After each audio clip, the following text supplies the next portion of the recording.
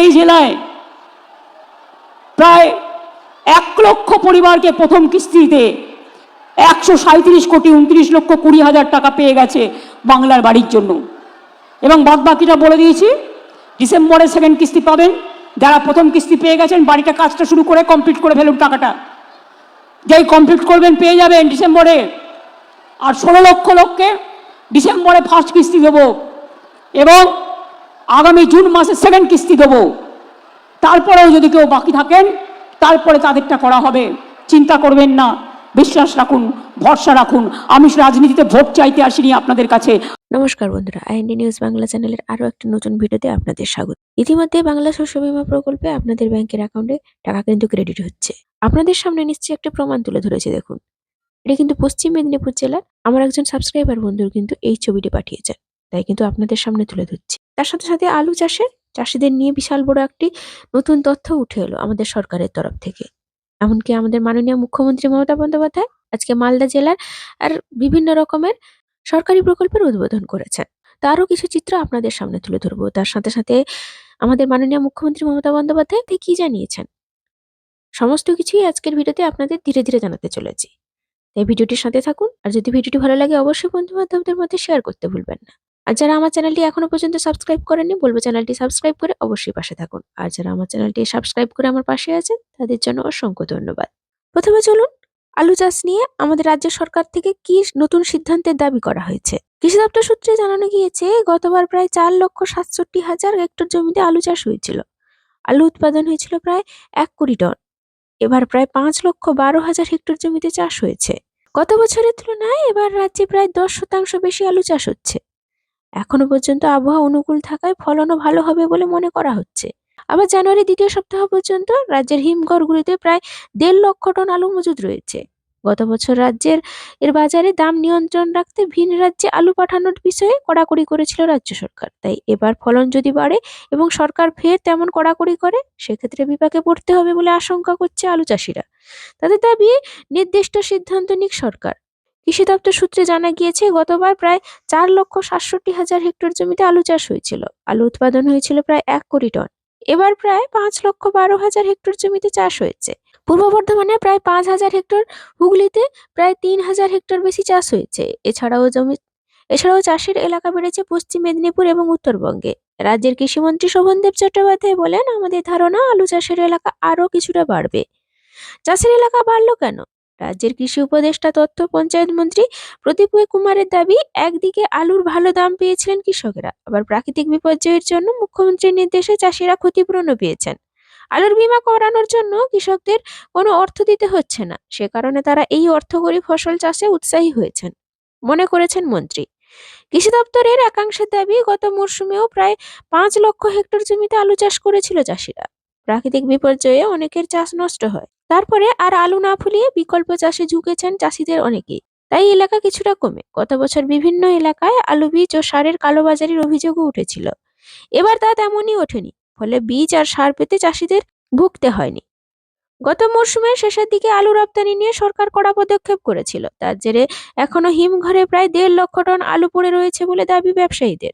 প্রগতিশীল আলু ব্যবসায়ী সমিতির রাজ্য সম্পাদক লালু মুখোপাধ্যায়ের দাবি, এবার আবহাওয়া ভালো রয়েছে, আলুর ফলন বাড়বে। কয়েকদিন পরেই নতুন আলু বাজারে আসা শুরু হবে। এখনই ভিন রাজ্যের আলু পাঠানো নিয়ে সরকার নির্দিষ্ট সিদ্ধান্ত নিক। সংগঠনের সভাপতি জগৎবন্ধু মণ্ডলের প্রশ্ন, যত আলু উৎপাদন হয় সবটা আমাদের রাজ্যে প্রয়োজন হয় না। বাইরে পাঠাতে না দিলে চাষিরা দাম পাবেন কি করে? রাজ্যে টাস্ক ফোর্সের সদস্য রবীন্দ্রনাথ কোলেন বলেন, অত্যন্ত 20% ফলন বেশি হবে বলে ধরে নিচ্ছি। দাম নিয়ন্ত্রণ রাখতে এখন থেকেই ব্যবস্থা নেওয়া হচ্ছে। দাম নিয়ন্ত্রণ থাকলে ভিন রাজ্যে আলু পাঠানোর সমস্যা হওয়ার কথা নয়। তো বুঝতেই পারলেন বন্ধুরা, যদি আলু চাষে ফলন বেশি হয় তাহলে কিন্তু এবারে বাইরের আলু পাঠাতে কোনো রকম ভাবে সমস্যা হবে না। তাছাড়া আমাদের মাননীয় মুখ্যমন্ত্রী মমতা বন্দ্যোপাধ্যায় আজকে মালদার সভা করতে গিয়ে তিনি কি বলেছেন, চলুন সরাসরি জানিয়ে দিচ্ছি। আমি খুশি যে মালদার এই মিটিং থেকে আজকে 2 লক্ষ মানুষের কাছে সমস্ত পরিষেবা পৌঁছে যাবে।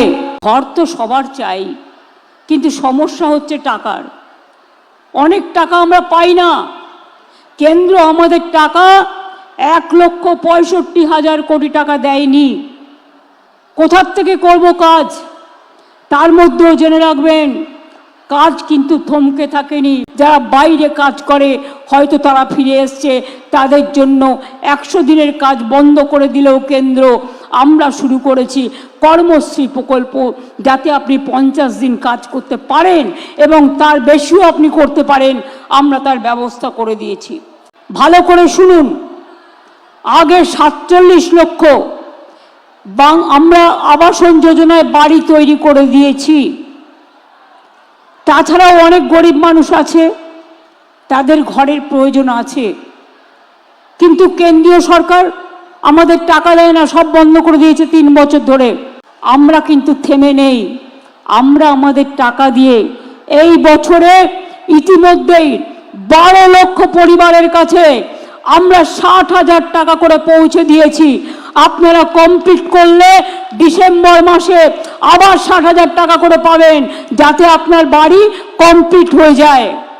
আর আরও 16 লক্ষ বাকি থাকবে।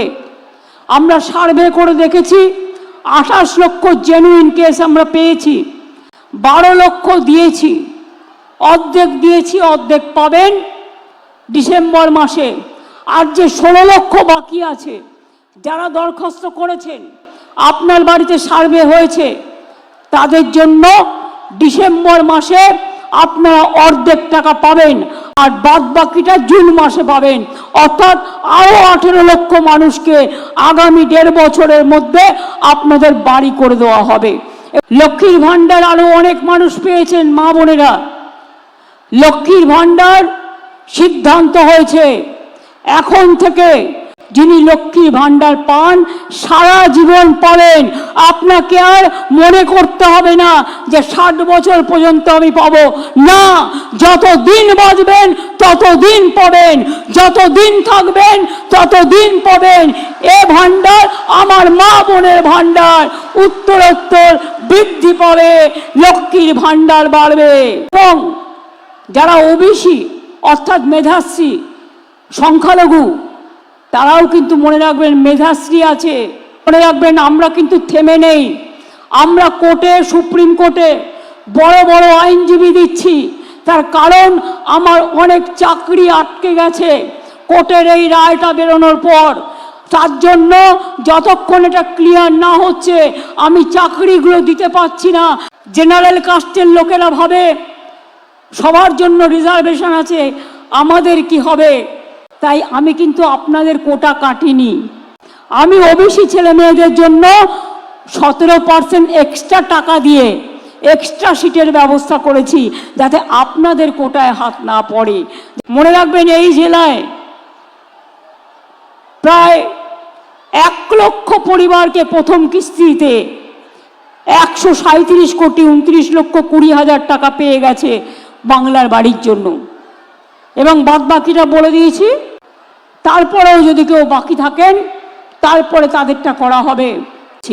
কৃষক বন্ধু যারা মারা গিয়েছে তার পরিবার, কৃষকদের তাদের আমরা 2 লক্ষ টাকা করে সাহায্য দিই।